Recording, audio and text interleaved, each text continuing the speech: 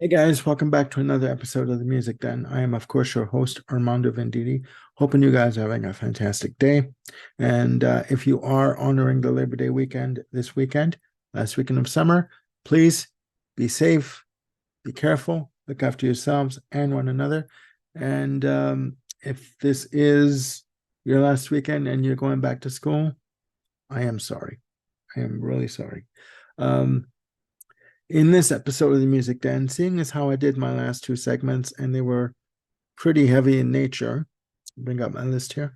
I'm going to give you my top five concept albums. So, you know, some people do like to sit down with an album and basically listen to it from start to finish and have a storyline to follow through each track. Um, some people also like it where each song in and of itself, is a mini story, a mini play. And, they're not interconnected in any way between each track. It's just that each song is in itself their own story. Um, for me, and I should also say, there are people that don't like concept albums, right? That, they don't want to be thinking of a story when they're listening to an album. They just want to sit down, turn on this stereo, put the album on, and just enjoy it and not think, okay, what is he trying to say? What is she trying to say in this? For me personally, I love a good concept album. Okay. And I was able to pick out five. There were actually six, but I narrowed it down to five that I would consider my favorite concept albums. So here is my list. Okay. Coming in at number five is Genesis, The Lamb Lies Down on Broadway.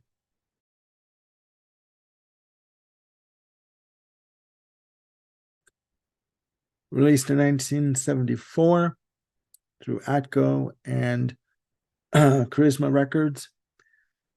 This was Genesis' last album before Peter Gabriel left the band. Um, Double album, very ambitious concept album. They actually toured with this album, played it in its entirety before the album was even released in North America. I do believe they played 100 shows on this tour. And it was the last tour that Peter Gabriel did before he left the band. Um, the album tells the story of Rail, um, um, Puerto Rican individual in New York City, and it deals with his adventures in New York City. It also deals with the concept of split personality disorder.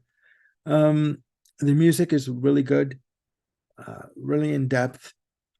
The lead off track, title track, Landless Down Broadway has always been my favorite uh, track on the album, along with Carpet Crawlers and In the Cage.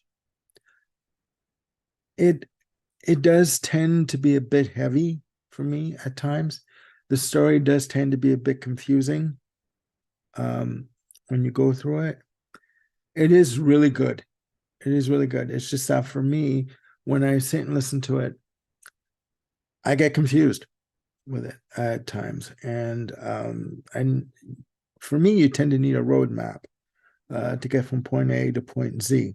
You know, um, Tony Banks is going on record as saying that there are some musical pieces that he likes on the album. Musically, he says it is a strong album, but the concept of the album, the concept story that Peter Gabriel wrote, uh, he really does not like that at all. And there were issues with this album in that the band were writing the music and in one room, and he was in another room writing the lyrics for the tracks, and he wouldn't let anybody help him with the concepts and structures for the lyrics. So it does tend to sort of meander a little bit, but musically it is a heavy album. It is a strong album, um, and that's the reason why it does come in at number five for me.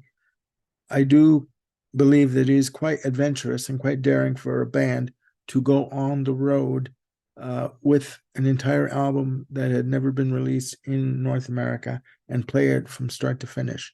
And it has been said that because they traveled with projectors and screens to flash images up on the screen behind the stage, and I believe the machines worked maybe 5 times out of 100 on this tour. So, there you go.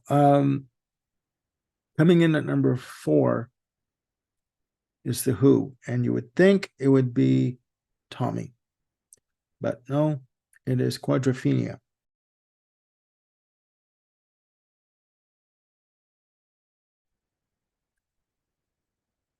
Released in 1973, their third concept album, I believe, double album, entirely written by Pete Townshend.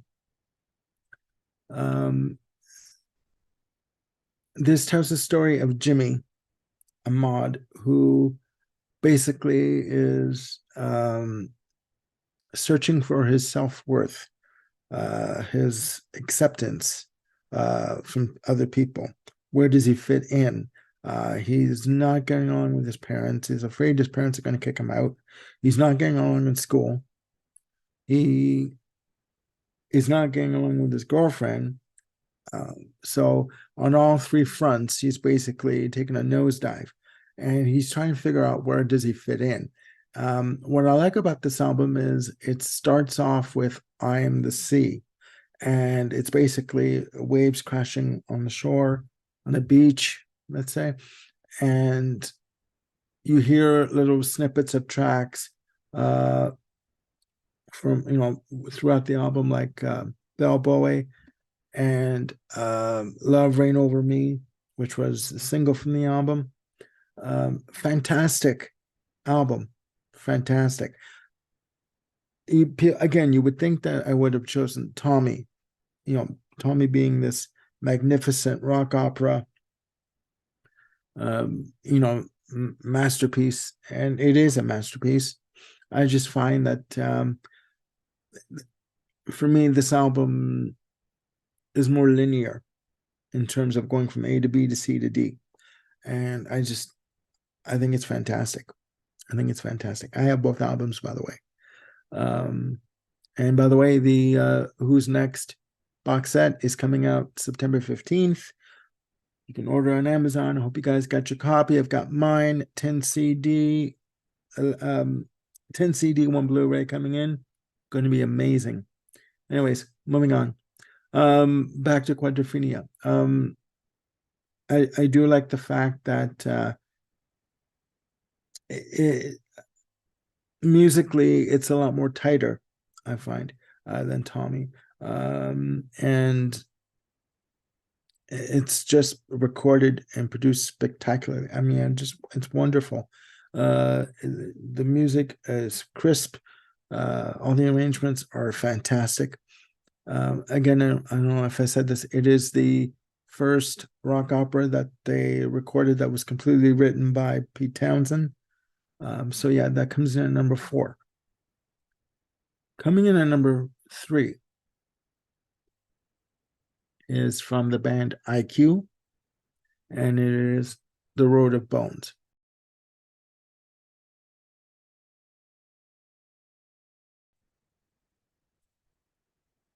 Released in 2014. This is the band's double concept album. I have the double version of it. It tells the story of an individual who basically is a serial killer. And he knows what he's doing is wrong. He knows he's probably going to get caught. He doesn't care. He has no sympathy for his victims, no regret or remorse for anything he does. He just has resigned himself to the fact that he is who he is. He does these murders and it's the way it is. And he knows it's wrong, but he doesn't want to change. What I find interesting is there's a track on the end of disc one called Until the End. And in this track, in the music, he's asking a woman, would you be there for me? Knowing what you know of what I do and the fact that I won't change and I know that it's wrong and I still do it. Would you be there for me? And he's pleading with her, like, would you stand by my side even though I'm murdering people? Would you accept this? And can you accept this? The music is fantastic. It is very complex, layered, intricate, but also at the same time very accessible, very heavy.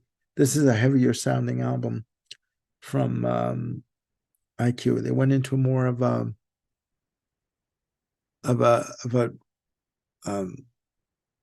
harder rock sound on this album, and it is very intriguing. It is my number 3. It is out of my IQ albums, as I said in my previous video earlier today, it is tied for number 1 with Frequency. It is fantastic, and Peter Nichols' vocals on all these albums are sublime.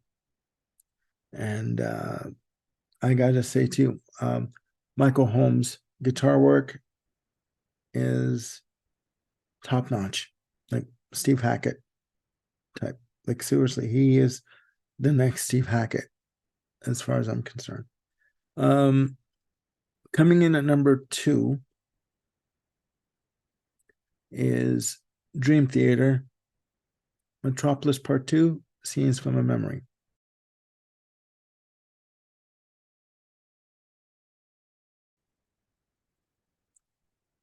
Released in 1999. This album is quite disturbing. It tells the story of Nicholas, who is in regression therapy because he's having dreams of a woman coming to him by the name of Victoria, and she's asking him in his dreams, can you help me figure out who murdered me? So through therapy, he figures out that what happened, that this woman, Victoria, was involved in a love triangle with her husband and her brother-in-law. And it looks like the murder scene looked like a murder-suicide. But things aren't as they seem. And as therapy progresses, he learns the truth. And I'll let you check into that album to figure out what the truth is. It is intense. It is multi-layered. It is multifaceted, I should say. It is complex, intricate, melodic, heavy, all in one package. And I would have to say that this is my number 1 Dream Theater album. So that's number 2. Coming in at number 1, no big surprise. And Bill Schuster, if you're watching, here we go. My number 1 concept album is Pink Floyd, The Wall.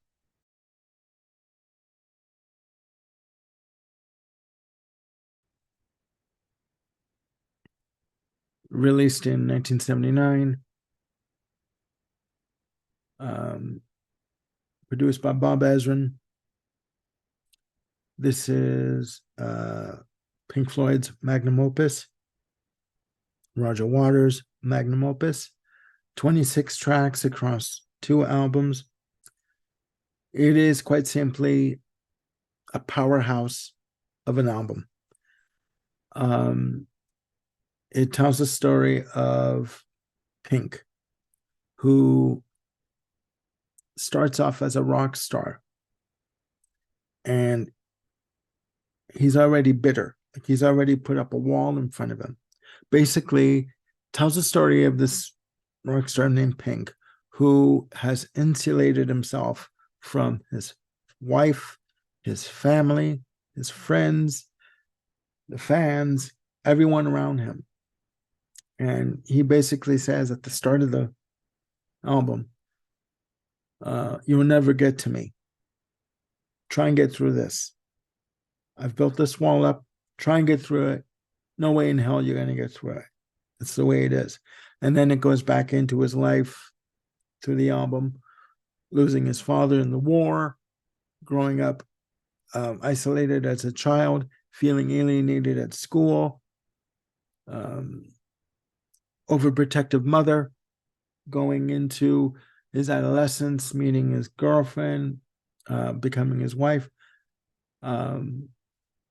becoming a rock star and feeling alienated from people around him because people are always grabbing at him and wanting things from him, pieces and bits of him, he thinks. And he realizes also that his wife is cheating on him. So he slowly builds up this wall and that nobody can get through. He's impenetrable, right? So this album, to me, I remember listening to this for the first time when I was 18 years old. I would sit in my mom's basement for 2 hours on a Sunday. On Sundays, 1 day a week, I would carve out 2 hours every Sunday or whenever I could and just listen to this album front to back repeatedly. I love this album. This album for me is a masterpiece, as I've said in other videos. So, and other people have said that this album would have made a better single album. No. I don't see it. I don't bloody see it. You tell me down there below, watching this, if you think that this should be a single album, you tell me, out of all the tracks on this album, which tracks would you cut out to make this a cohesive story? Okay? There are those that say, oh, it could work as a single album. You could do this, and this. Tell me how for the wall. Seriously. Like, I'd like to know. Like, I'm not going to get mad. It's just an opinion. That's all we're here to do, is to share opinions. So you tell me down there, down below, in the comments, how you would make The Wall a concise concept album, telling all the bits and pieces, telling all the facts into a single album. How is it possible?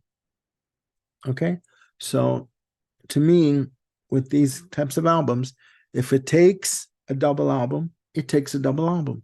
If it takes a triple album or a triple CD these days, it takes a triple CD. Okay, because to me, if you cut any of the tracks, is there anybody out there? Vera Lynn, Nobody Home. What Shall We Do Now? Empty Spaces. If you cut any of those tracks out, you're cutting the story off. You're taking little snippets here and there out, and you're editing it down, and it doesn't work as a whole cohesive piece, in my very humble opinion. But again, tell me in the comments down below what you think, and please, I'd like to know. Please tell me your opinion. So there you go. That is my list. I'll go over it again. Coming in at number 5, Genesis, The Lamb Lies Down on Broadway. Number 4, The Who, Quadrophenia. Number 3, IQ, The Road of Bones. Number 2, Dream Theater, Metropolis Part 2, Scenes from a Memory. And number 1, Pink Floyd, The Wall. So please, down there, down in the comment section, put your list of your favorite concept albums. Doesn't have to be 5, can be 2, can be 3, can be 10. Please let me know what you think.